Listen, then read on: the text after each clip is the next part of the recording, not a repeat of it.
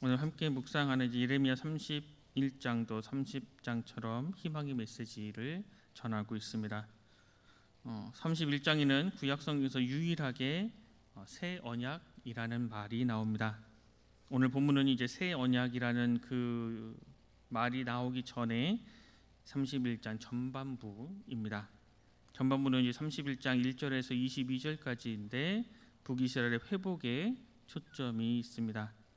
예레미야서가 시간의 흐름 순서대로 기록되어 있지 않습니다. 전에 말씀드렸듯이 그렇지만 31장의 예언이 선포된 이 시점은 이제 유다의 마지막 왕인 시드기야 통치 말년, 즉 유다가 패망하기 전, 그 직전 어느 시기로 보아도 아주 자연스럽습니다. 28장에서 보면 시드기야 통치 4년의 시기가 언급되었고 32장에서는 시드기야 통치 10년이라는 말이 언급되어 있습니다. 또 29장에서는 시드기야 통치 시기에 유다 사람들이 바벨론으로 끌려갈 때 시드기야가 파견한 사람들에 대해서 언급되고 있습니다. 27장은 이제 바벨론 포로로부터 너희는 속히 돌아올 것이다 라는 이제 거짓 선지자들의 예언에 현혹되지 말라는 하나님의 말씀을 전하는 예레미야 선지자의 예언이 있었고, 또 28장은 시드기야 직전 왕이었던 여호야긴 그 왕의 다른 이름인 여고니아가 언급되고, 또 유다 사람들이 바벨론 포로로 끌려갔지만 2년 안에 다시 돌아올 것이다 라는 거짓 예언과, 그렇게 거짓을 예언한 선지자는 하나님의 심판을 받을 것이다 라는 예레미야의 말씀이 있었습니다. 29장에서는 예레미야 선지자는 이제 거짓 선지자들의 거짓 예언과는 달리 하나님께서 너희들은 바벨론으로 가고 거기서 70년이 차서 돌아올 것이다 라는 말씀의 선포가 있었습니다.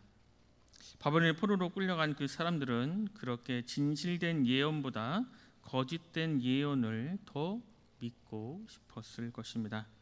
바벨론의 그 포로 시기가 몇 년도 아니고 단순히 10년, 20년도 아니고 무려 70년이라고 예언을 하니 그 당시 이제 포로로 끌려간 세대 사람들에게는 이제 너희는 다시는 너희 고향으로 돌아올 수 없을 것이다 라는 말과 같은 의미였습니다. 그래서 그들에게는 어찌 보면 이것은 절망적인 예언일 수도 있었습니다. 하지만 31장은 30장 말씀의 연장선에서 바로 하나님의 희망의 메시지를 전하고 있는 것입니다. 비록 70년의 그 긴 시간이라 할지라도 하나님께서 자신에게 범죄한 이스라엘을 영원히 버리지 않으시고 불쌍히 여겨 회복시켜 주겠다라는 희망의 메시지인 것입니다. 이스라엘 민족이 멸망당하여 그 나라가 영원히 사라진다 할지라도 그것이 당연한 일이고 마땅한 일이지만, 그럼에도 불구하고 하나님께서는 당신이 택한 백성에 대한 사랑과 연민과 자비가 있습니다.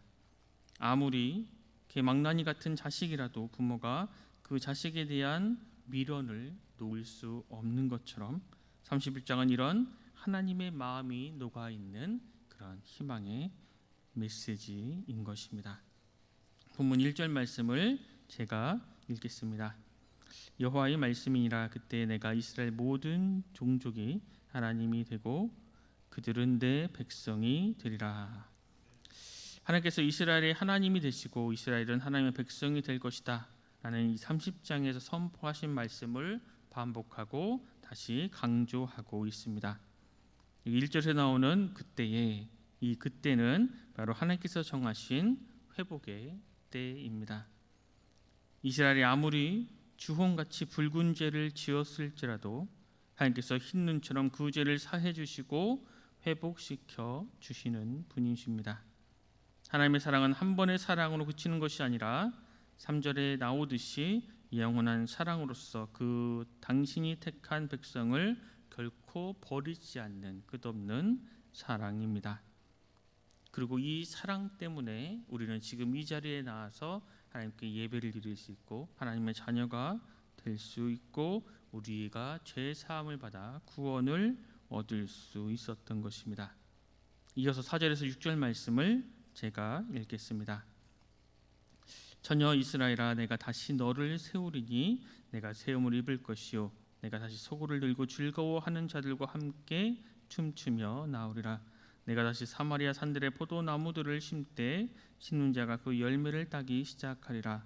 에브라임 산 위에서 파수꾼이 외치는 날이 있을 것이라. 이르기를 너희는 일어나라, 우리가 시온에 올라가서 우리 하나님 여호와께로 나아가자 하리라.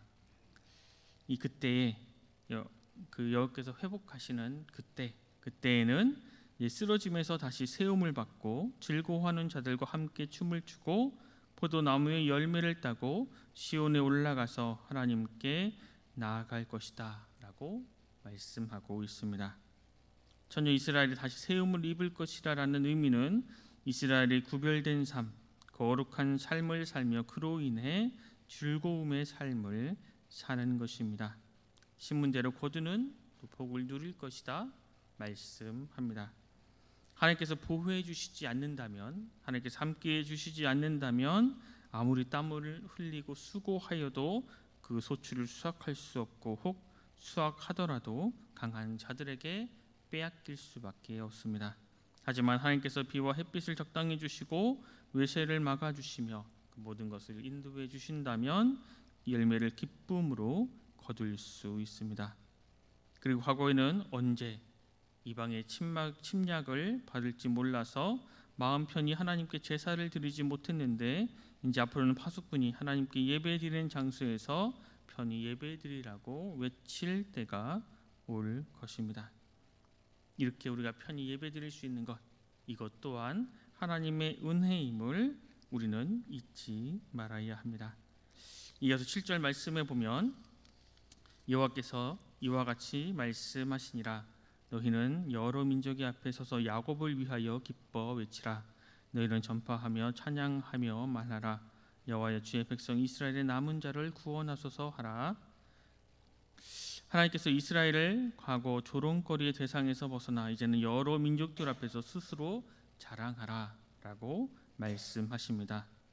왜냐하면 하나님의 이 구원과 이 회복은 틀림없고 확실하고 완전하기 때문입니다. 이어 8절 말씀에 보면 보라, 나는 그들을 북쪽 땅에서 인도하며 땅 끝에서부터 모으리라.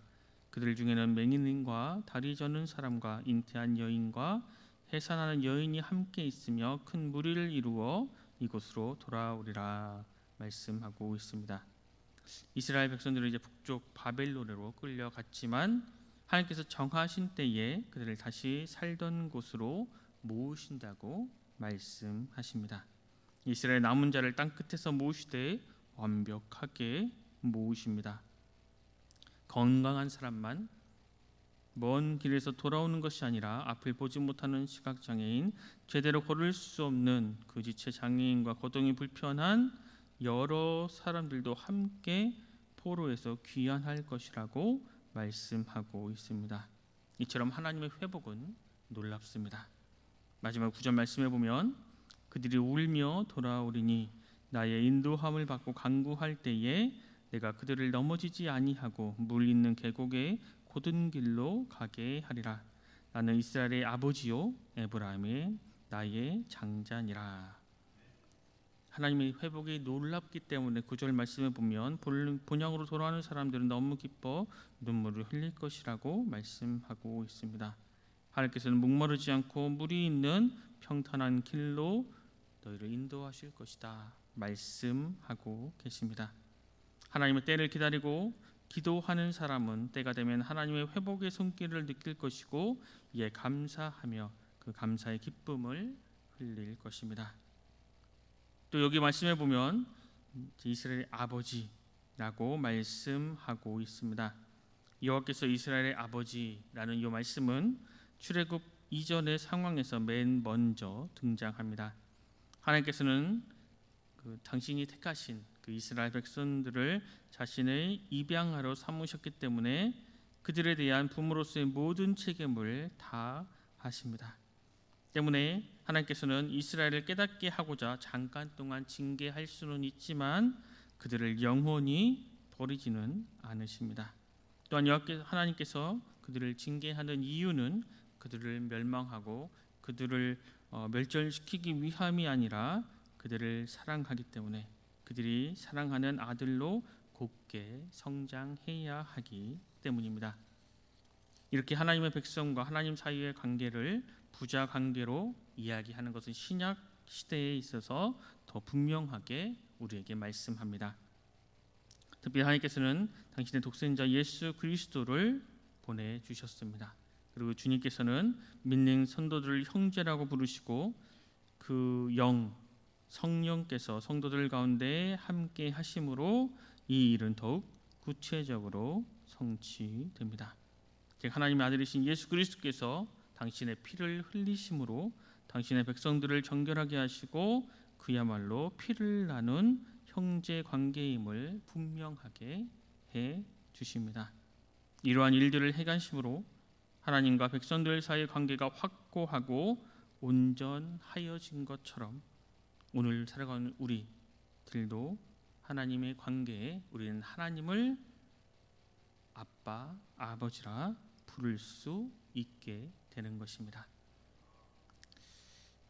우리의 아빠, 아버지 되시는 하나님께서는 언제나 죄에 빠진 자가 돌아오기를 기다리고 계십니다. 그리고 돌이켜 하나님께로 돌아오면 그것을 정말 매우 기뻐하십니다. 왜냐하면 우리를 당신의 자녀로 삼아 주셨기 때문입니다.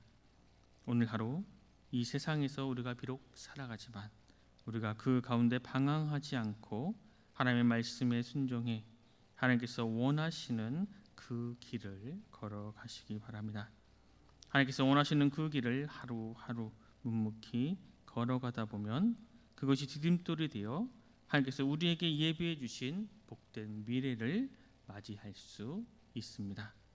주님께서 우리에게 예비해 주신 그 복, 풍성한 복을 우리는 또 풍성히 누리며 살아가는 우리 순천우성교회 모든 성도님들 되시길 간절히 소망합니다.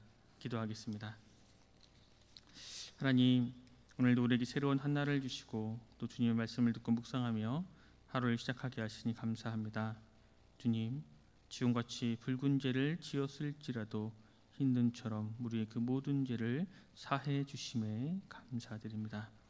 아무리 큰 죄를 범하여 절망 가운데 있을지라도 이들의 슬픔을 차마 눈뜨고 보지 못하시고 구원과 회복의 은혜를 베풀어 주심에 또한 감사합니다.